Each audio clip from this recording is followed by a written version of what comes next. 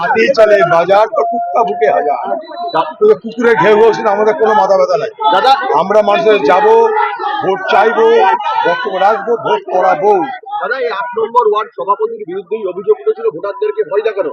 সেই 8 নম্বর ওয়ার্ডে আজকে আপনি এলেন, রেসপন্স কি পেলেন? খুব ভালো রেসপন্স পেলাম। মানুষকে আতঙ্কিত করে রেখেছিল মিউনিসিপালিটি ভোটে। এবারে এসব হবে না, এগুলো হতে দেবো না। হবে না মানে হতে দিব না। তাদের ইচ্ছা থাকতে পারে, তাদের ইচ্ছা পূরণ হতে আমরা দেবো না।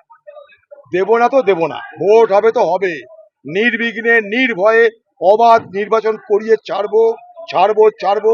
বহরমপুরবাসী যেন ভরসা রাখে এবং আগামী দিনেও এই শহরকে সন্ত্রাস মুক্ত, ভয় মুক্ত করবার জন্য যা যা করণীয় সব করবো তো করবো। গতকালের পর আজ ফের অধীর চৌধুরীর প্রচারে উত্তেজনা তৈরি হয়। বহরমপুরে তিনি যখন প্রচার করছিলেন সেই সময় বিক্ষোভের মুখে পড়তে হয় অধীর রঞ্জন চৌধুরীকে। প্রচারের সময় অধীর রঞ্জন চৌধুরীকে গো ব্যাক স্লোগান দেয় তৃণমূল। ঠিক কি পরিস্থিতি হয় আজ একবার জানবো আমাদের প্রতিনিধি রাজীব চৌধুরীর কাছ থেকে। রাজীব, দেখো, আজকে অধীর চৌধুরীর যে নির্ধারিত যে প্রচারের সকালের যে কর্মসূচি ছিল, সেই নির্ধারিত কর্মসূচি ঘিরে কিন্তু ছিল একেবারে প্রশাসনিক, বিশেষত পুলিশ প্রশাসনের তৎপরতা কিন্তু ছিল একবারে চরম আকারের। একজন ডিএসপির নেতৃত্বে বিশাল পুলিশ বাহিনী এবং অধীর চৌধুরীর নিরাপত্তায় থাকা যে বাহিনী, তারা কিন্তু অধীর চৌধুরীর সামনে সংবাদ মাধ্যমকেও ভিড়তে দিচ্ছিলেন না। কিন্তু দয়াময়ী কালীবাড়ি মোড়ের কাছে আসার পরে কিন্তু পরিস্থিতি বদলে গেল। তৃণমূল কর্মীরা তারা আগের থেকেই ওখানে সমবেত হয়েছিলেন এবং অধীর চৌধুরী ঠিক যে কথা বলছো একদম সেই ছবি আমরা একবার দেখার চেষ্টা করব। যে ছবি আমরা দেখতে পাচ্ছি, একদিকে তৃণমূলের সমস্ত কর্মীরা তারা দাঁড়িয়ে রয়েছেন, তারা স্লোগান দিচ্ছেন এবং ঠিক তার পাশ দিয়ে অধীর রঞ্জন চৌধুরী তিনি প্রচার করছেন, এগিয়ে যাচ্ছেন। গতকালও এইভাবেই স্লোগান যুদ্ধ চলে, আজও এই স্লোগান যুদ্ধ চলেছে বহরমপুরে। 3 নম্বর ওয়ার্ডে আজ প্রচার করছিলেন অধীর রঞ্জন চৌধুরী।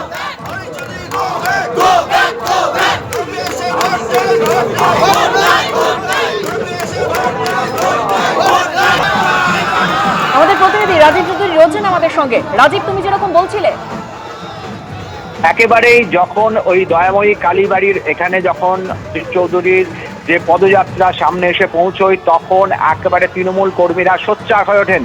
আমরা কার্যত দেখি যে বহরমপুরের ডিএসপি রয়েছেন হেডকোয়ার্টার, তিনি এবং বহরমপুরে আইসি সহ বিশাল পুলিশ বাহিনী তৃণমূল কর্মীদের ওপর ঝাঁপিয়ে পড়েন, কার্যত একটা ব্যারিকেড তৈরি করেন এবং অধীর চৌধুরীর যে যাত্রাপথ, সেই যাত্রাপথে যাতে কোনোভাবেই গতকালকের মতো আর নতুন সংঘর্ষের চেহারা না নেয় তার জন্য তারা চেষ্টা করেন এবং সেখান থেকে অধীর চৌধুরীর কনভয়কে মানে একবারে যে পদযাত্রাকে সামনে এগিয়ে দেন। কিন্তু যে পরিমাণ তৃণমূল কর্মীরা বিক্ষোভ দেখানোর জন্য গো ব্যাক স্লোগানে একবারে মুখরিত হয়েছেন, সেটা কিন্তু শুধু নজিরবিহীন নয় অধীর চৌধুরীর কাছে। একেবারে অধীর চৌধুরী এই ধরনের বিক্ষোভের মুখোমুখি পুনরায় হলেন এবং আজকে প্রশাসনিক তৎপরতায় কোনো সংঘর্ষ না হলেও গতকালের মতো কিন্তু যে উত্তেজনা তৈরি হলো সেটা কিন্তু বলার অপেক্ষা রাখে না।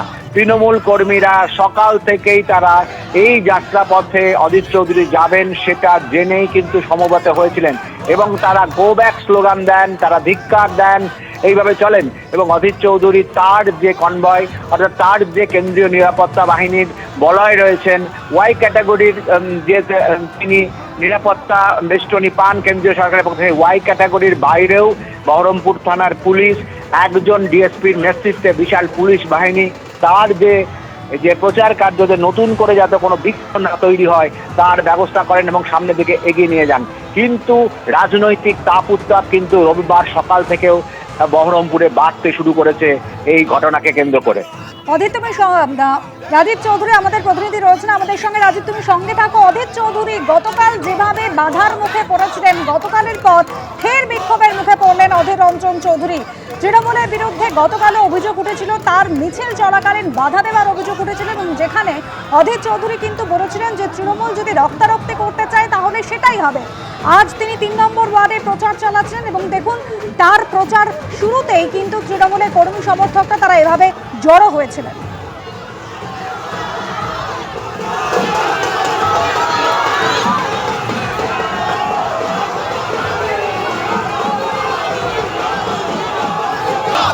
কালো হাত ভেঙে দাও, ঘুরিয়ে দাও,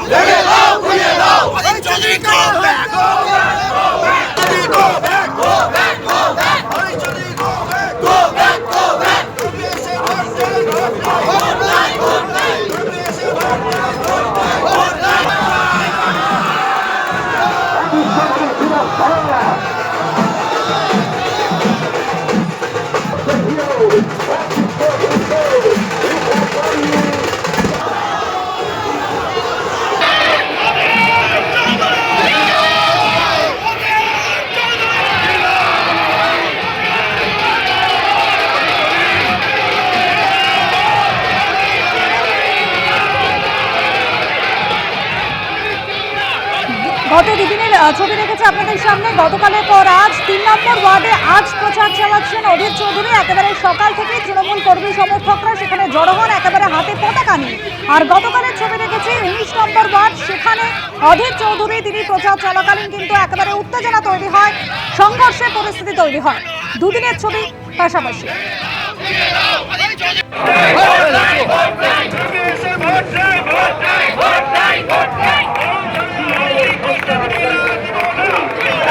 বহরমপুরে আইসির বিরুদ্ধে বিভাগীয় ব্যবস্থা নেওয়ার প্রক্রিয়াও শুরু হয়েছে গতকালের ঘটনার পর। আর আজ বহরমপুরে দয়াময়ী কালীবাড়ি এলাকায় উত্তেজনা ছড়িয়েছে।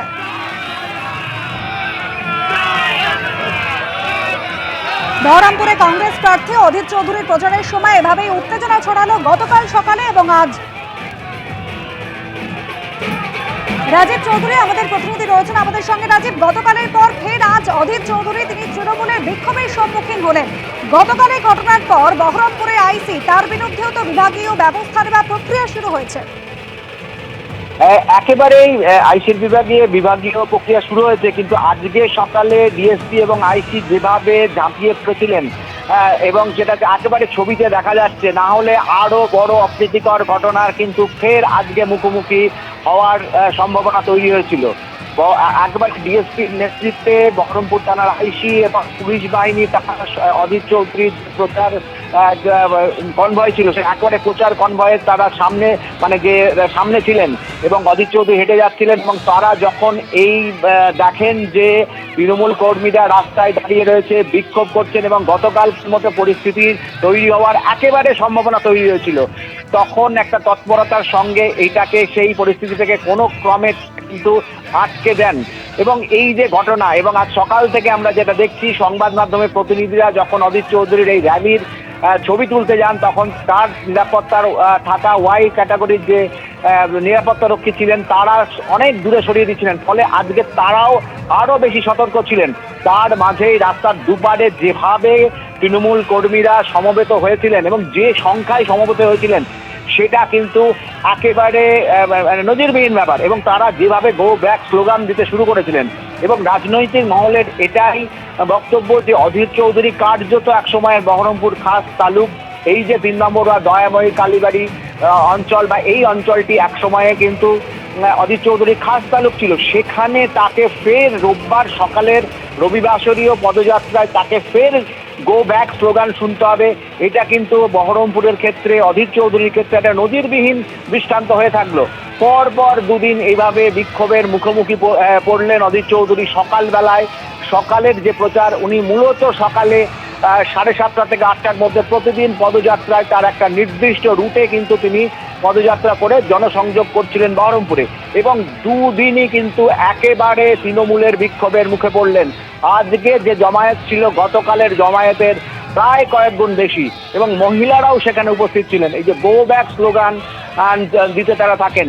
একদম রাজীব, তুমি ঠিক যে কথা বলছো যে আজকে গো ব্যাক স্লোগান দেওয়া হয়, একেবারে গতকালের ছবি এবং আজকের ছবি আপনাদের সামনে তুলে ধরেছি। রাজীব, তুমি আমাদের সঙ্গে থাকো। গতকালই ধস্তাধস্তির মাঝেই পড়ে যান অধীর রঞ্জন চৌধুরী, তাকে সেখান থেকে কোনোভাবে পুলিশ এবং কেন্দ্রীয় বাহিনী সরিয়ে নিয়ে যায়। আজকে 3 নম্বর ওয়ার্ডে তিনি যখন প্রচার করছিলেন সেই সময় ঠিক কি পরিস্থিতি তৈরি হয় একবার দেখাবো আপনাদের।